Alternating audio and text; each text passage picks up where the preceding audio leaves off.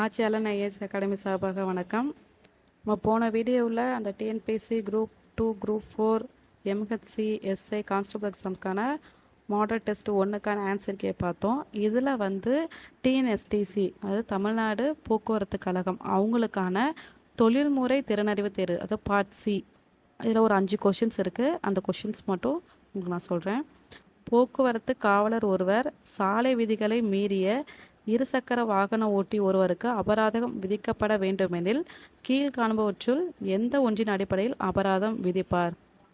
வேக கட்டுப்பாட்டு கருவி, வாகன பதிவெண், வண்டியின் தோற்றம், ஓட்டி வரும் நபரின் தோற்றம், ஓட்டுநர் உரிமை எண். இதுக்கு ஆன்சர் 2ம் 5ம், அதாவது வாகன பதிவெண்ணும் ஓட்டுநர் உரிமை எண்ணும். செகண்ட் கொஷின், தமிழகத்தில் புதிய மோட்டார் வாகன திருத்த சட்ட மசோதா நடைமுறைக்கு வந்த நாள் 1 செப்டம்பர் 2019. இந்திய மோட்டார் வாகன புதிய திருத்த சட்டத்தின்படி அதிவேகமாக செல்லும் எந்த ஒரு வாகனத்தின் மீதும் விதிக்கப்படும் அபராத தொகை ரூபாய் 350.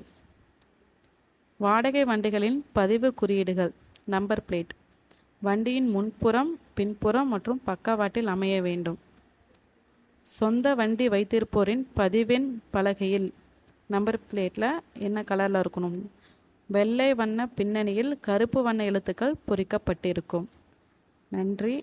இந்த ஆட்சியாளன் ஐஏஎஸ் அகாடமியில் நீங்கள் இந்த போக்குவரத்து கழகத்துக்கு சேரணும்னு ஜாயின் பண்ணிங்கன்னா ஸ்க்ரீனில் தர நம்பருக்கு காண்டாக்ட் பண்ணி online class and offline class ரெண்டுமே அவைலபிளாக இருக்குது. ஜாயின் பண்ணுறவங்க ஜாயின் பண்ணிக்கலாம். நன்றி.